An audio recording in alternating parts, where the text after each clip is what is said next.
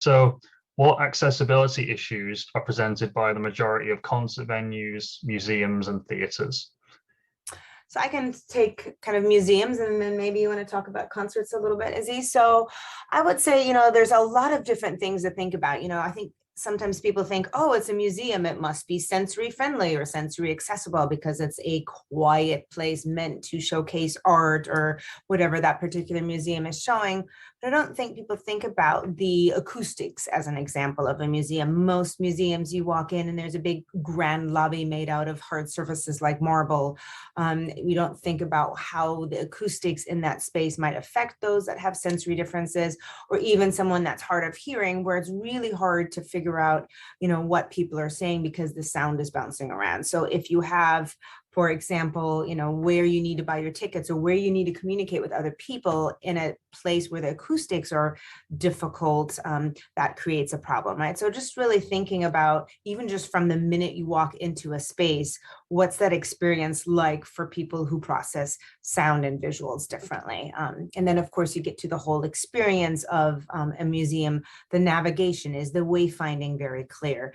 Are there spaces where you can get away and have quiet moments if there are exhibits that are really, really overwhelming, right?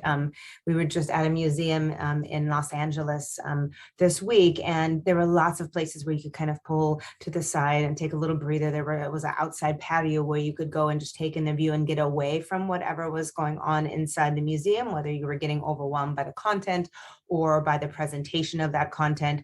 And so those kinds of things make a museum space more accessible. And it's not often something that's considered when you're building a space to showcase art or, any kind of presentation. So what would you say about concerts and theaters? Well, concerts and theaters have different things. They're kind of similar in the way that they're both kind of on a stage. And so with that, you get, they have the lighting, which is usually worse at concerts, and those lights can be flashing. Sometimes there's fog effects. The sound is usually the main thing. Obviously, at a concert especially, but also at a theater, it can be really, really loud. And it can be kind of unexpectedly loud throughout like different moments throughout the show. And then at a concert specifically, if you're in a standing room floor, you're dealing with a lot of people all kind of pressed against you. And so that can be really tough for anyone who has any like touch sensitivities. Yeah, and I think what makes something like that more accessible, I think, again, trying to not assume what a concert goer may want. So a lot of times if we approach a concert venue and say, hey, we have someone that, has some sensory differences and wants to go to this concert, it's usually offered like, oh, well, they can sit in the disabled seating up on the third, nosebleed section. And then we have to go back. Well, no, this particular person actually really wants to be in that general admission crowd. They just need some accommodations in order to be able to do that safely. They need to be able to hold on to something so they feel steady. They need to be able to be closer to the stage so they can, see the performer and lip read or whatever their particular accommodation may be. And there's this assumption that like, if you have any kind of disability, you immediately need to have a spot far away or, in a certain section. And that's not appropriate for different kinds of disabilities. So I think we have to stop thinking that, disability means one thing and accommodations mean one thing. There are lots of ways to make even loud, bright, kind of chaotic experiences like a concert accessible if we take the time to think about what that individual person needs. As you alluded to there, like it's not a case of one size fitting all, but what makes a concert accessible for guests from a sensory perspective? Just some of the basics, I suppose. And even they're thinking about before. So a lot of the concerts these days, that are really popular concerts, individuals will line up before the show, either the morning of, or sometimes even the night before, outside in line. And that's something that's difficult for some individuals, right? That standing in line and that touching or, that crowding and lots of people waiting to get in the doors and not knowing when the doors are going to open, all of that can cause a lot of difficulty. So just working with a venue to kind of see, okay, how can we accommodate this person that struggles with, waiting in lines or lots of crowding? Can we just get them in, 1 minute before everyone else gets in? Or can we have a place, on the floor that's for people that have disabilities? So for example, one of the venues we work with in all of their general admission concerts now, they have a smaller section to the right-hand side that has room in the very front, that has room in the very back. You can decide where you want to be, but within that space, there's only so many people, and it's all people that have either, you know, an obvious or a hidden disability that can be in that space. So that allows them to have free movement, just like anybody else that's in a general admission area, but it's a little bit more of a protected area so that they don't have to deal with some of the crowding that comes along with general admission. So they get to have the same equitable access to the stage and to the artist. And I think that's what's often forgotten, especially with concert, is that equitable access. You know, that someone in a wheelchair, for example, doesn't necessarily, again, want to sit up in the wheelchair section. They may want to sit on the floor. They have the right to sit on that, you know, general admission floor, and they have the right to have clear sight lines to the artist. So that might mean they need to be slightly off to the side or somewhere up front, that they can't be in the middle of the general admission floor, because then they don't have any sight lines, because now they're just looking at everybody's lowers back because everybody else is standing, right? So thinking about how do we accommodate different types of people, different ways of interacting with your built environment, depending on your abilities of your body and your, you know, brain and how it processes sensory information. So that's like some examples of how it benefits like people with certain needs. I think with theatres, concerts, museums, like all together, like public spaces, venues, how does sensory accessibility benefit them, would you say?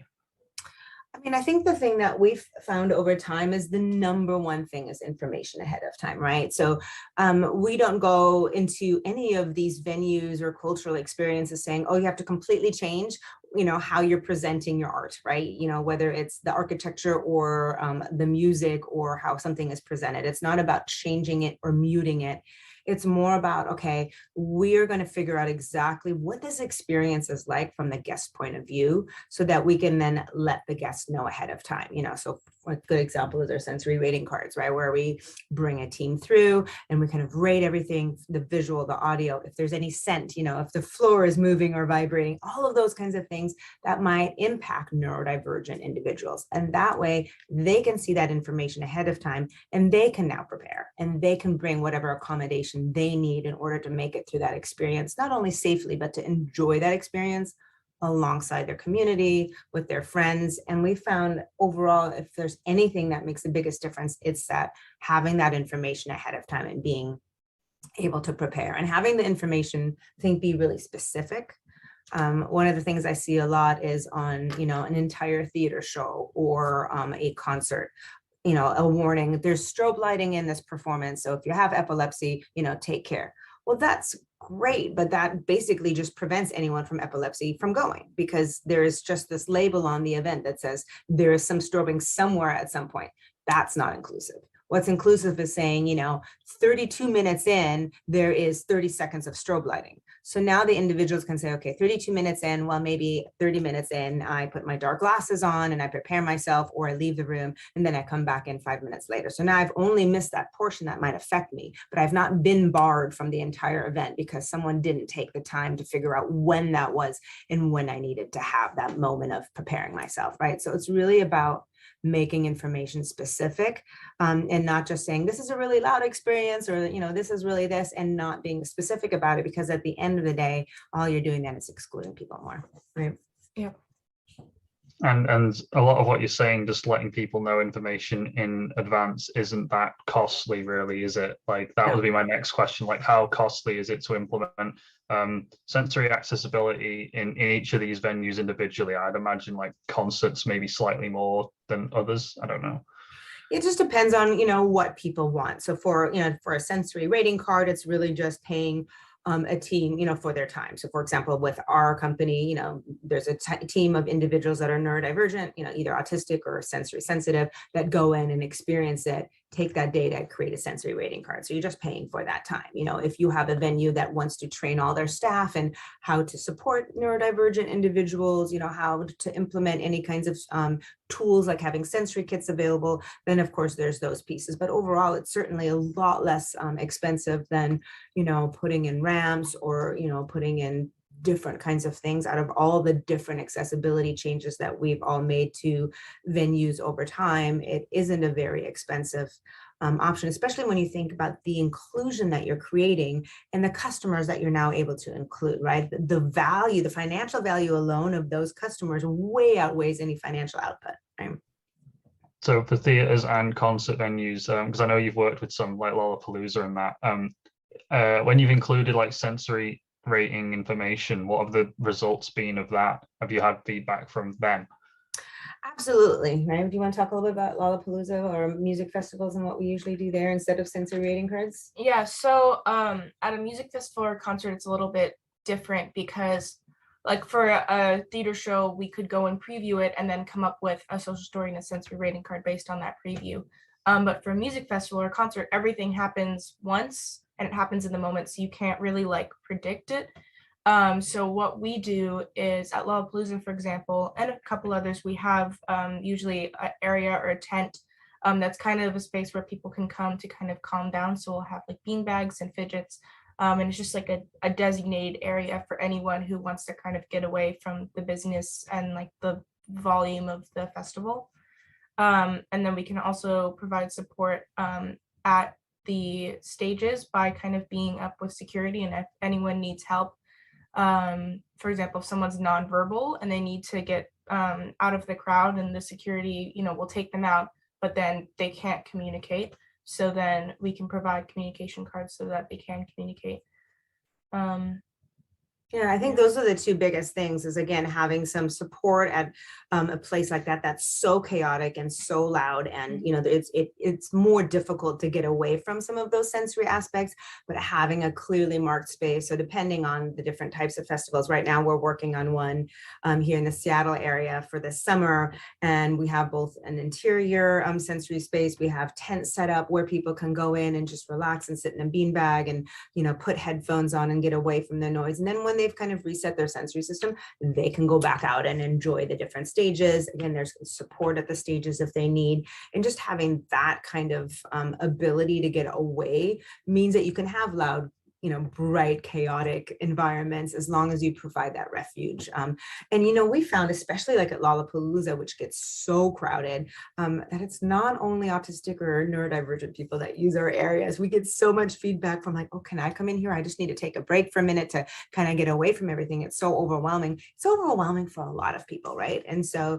there's no reason to not have those spaces. There's always a space where you can put in some bean bags and put on some headphones and, have fidgets. That's not a difficult thing to set up. And it makes such a difference. And we get so much feedback from, this is the first time I've been able to go to a music festival. This is the first time I've been able to see my favorite artist that I listen to every day live with my community. Like that makes a big difference. It allows you to enjoy those experiences with your community, which is how they're meant to be experienced. It's very different from listening to something, in your apartment by yourself to being in a whole space with other people who are all, dancing to the music and singing the lyrics. Like it's an incredible inclusive feeling. So we want to actually be inclusive and get everyone to be able to have that experience.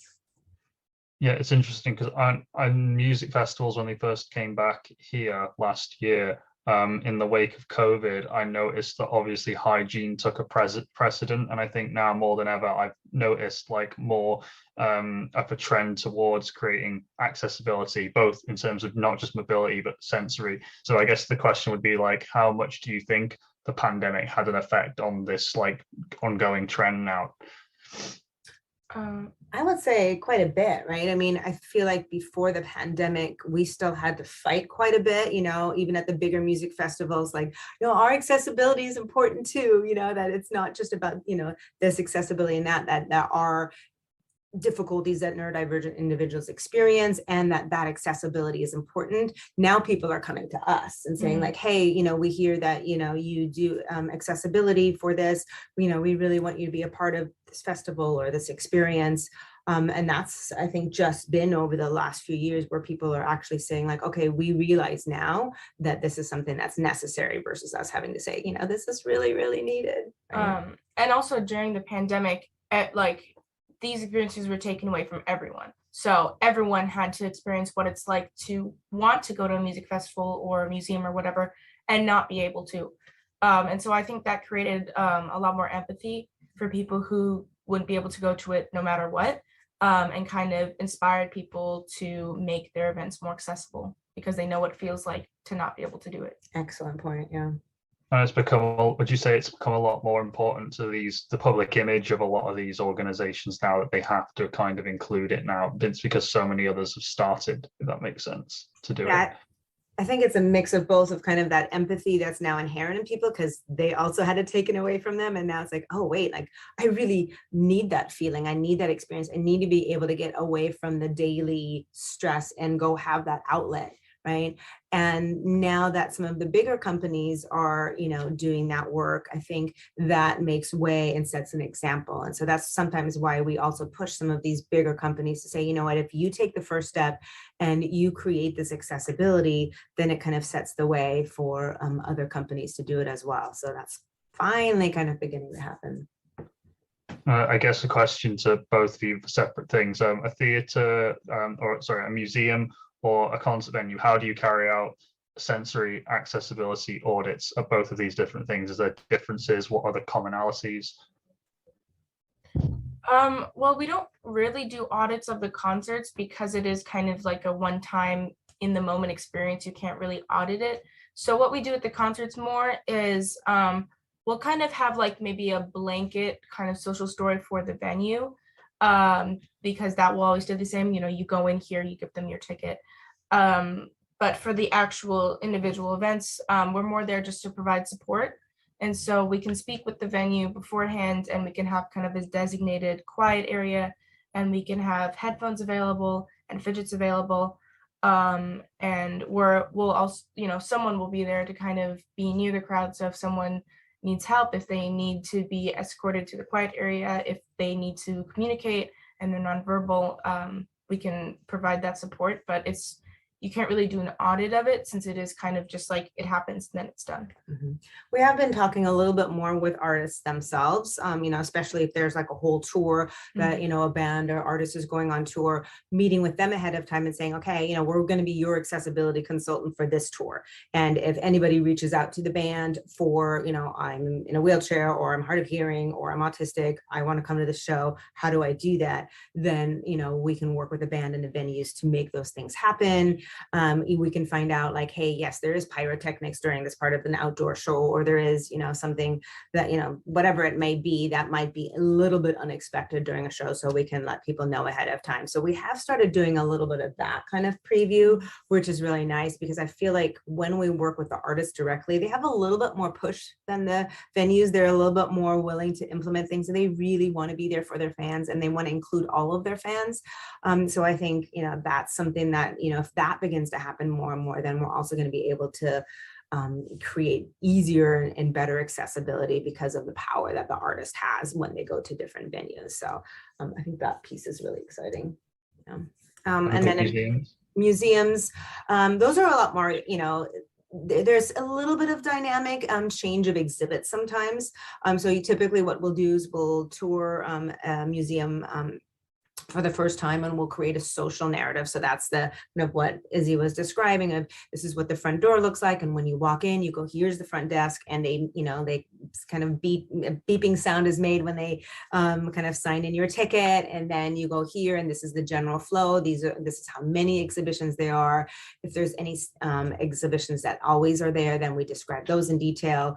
And then we either allow the venue to change what that document says over time if there's different exhibits, or they ask us to come back and we go through and do that. And so there's a social narrative that's kind of for the overall museum. And then we create the sensory rating cards that we've described for each of the different exhibits. So, you have this exhibit over here and this is what this is like. And this one over here is more immersive and has lots of sound and is in a small space. So here's a sensory rating card for this. And so then of course, those get updated as exhibits change. And that's again, a really nice way to have that overall, like this is how I get there and this is my overall experience, but here's the very specific sensory impact that I might experience in these different things. So again, I might choose to avoid this one because it's just not going to be something that I know my sensory system deals with really well, but I can enjoy all the others. And it's not this blanket statement of like, oh, this is a really immersive, futuristic museum, so just avoid it because it's loud. Like that is not inclusive, right? We want to be as specific as possible so we can allow people to make decisions for themselves. And what brought sensory access and direct access together to kind of work on these museums, and just in general, like what has resulted as of this collaboration? Because last time we talked, I think it was kind of just new, I think. Yeah. Yeah, I mean, so I think the first time we worked together with Direct Access was at Expo 2020, and working on such a huge scope, right? Working on such a global event, I think we really called on each other's expertise, because we have different areas of expertise. So together we really have this great kind of knowledge of all the different kinds of accessibility that is needed, and applying that knowledge to new and novel things, right? A world pavilion that has a rotating, vibrating stage that is meant to feel like you're flying on a drone. Like, that's not something that we had ever rated before, right? And I'm sure it was the same for Direct Access. Like, how do we make that accessible for individuals that are hard of hearing or in a wheelchair? So, I think it was really interesting to kind of work together, and like, I'm coming from this perspective and how the brain processes information, and Direct Access has this long history of creating accessibility in, museums and all sorts of different places. And so I think now that we're beginning to work together in some of these museums, it's the same idea. Museums aren't just painting on a wall, right? Museums are beginning to be really dynamic and can have all sorts of immersive exhibits or experiences that are interactive. And so being able to utilize, the kind of expertise that we all have in working together creates this great overall accessibility piece for museums. Okay, wordy question now. So in the UK this summer, we've got a new BSI standard being passed. I think I talked to you about it, Daniela. It's like pertaining to neurodiversity, accessibility specifically. So I'm wondering like what your thoughts are on this guidance, because I think you had some correspondence about like with it being implemented in the first place, I think you said. Yes. So do you expect this to impact like theatre and museums and concert venues, unaware of the umbrella range of like accessibility types? I hope so. I know that here in the States, we have the ADA laws, and it's the bare minimum of what you have to meet. And it doesn't even touch on neurodiversity. It's just now beginning to talk about web accessibility, for example. And so I'm hoping that this new standard in the UK really pushes accessibility for more than just mobility and visual and hearing, that we start thinking about how brains process sensory information and that those things are implemented. I know I had some, like you said, some questions that I answered for individuals that were, putting that document together about what's a sensory room, what's a quiet room, what's the difference, what do we have to have in each, and just really delineating that very clearly, because when you get to any area where there's not a lot of knowledge, whether it's accessibility or anything else, a lot of words get used interchangeably. And so sensory room and quiet room get used interchangeably quite a bit. And they are very different, right? And so, implementing that and putting that into a document and bringing that out in the UK, I'm hoping is going to make a huge difference for how we create experiences and what kind of, refuge or, accommodations we create in different spaces. But do you think that because a lot of people, when they design anything, whether it's a building or an environment, they kind of go for the average, and that's the kind of person we go for. Whereas like if you address fringe cases, then that means you're going to be inclusive of literally everybody. Yeah, I kind of always go back to that idea of universal design, right? If we create something for, if we put in a ramp as an example that's next to a staircase and it's curved and it's beautiful, everybody benefits from that. The person that, struggles with their knees because they're older, the mom with the stroller, the person in a wheelchair, the person with a cane, right? It's not just all about the picture we get in our head, like, oh, ramps are for wheelchairs, right? If we create an environment where it's easy to hear the acoustics, visually the information is presented in a clear way and we know what we're getting into ahead of time, that's good for everyone. That's not just good for autistic individuals, right? And so it's that idea of how can we create something that tells the story that we're trying to tell, if we're, a storyteller and trying to create an experience for a guest, but do that in a very curated way and take into mind, the architecture, the acoustics, the knowledge. I mean, we have knowledge now. We know how our brains process sensory information.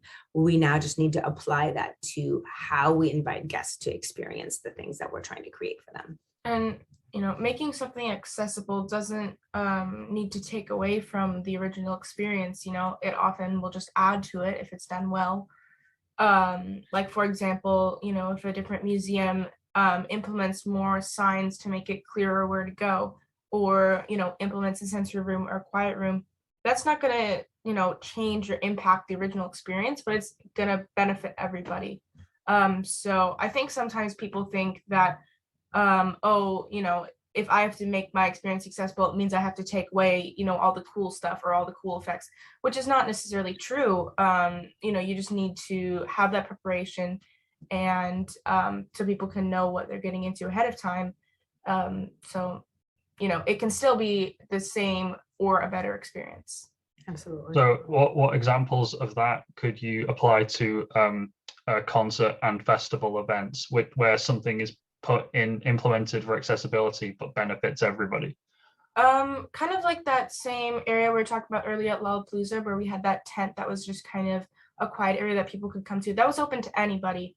And of course that benefits everybody. It doesn't take away from anyone's experience, and it's a resource that's beneficial for everybody and is open to everybody.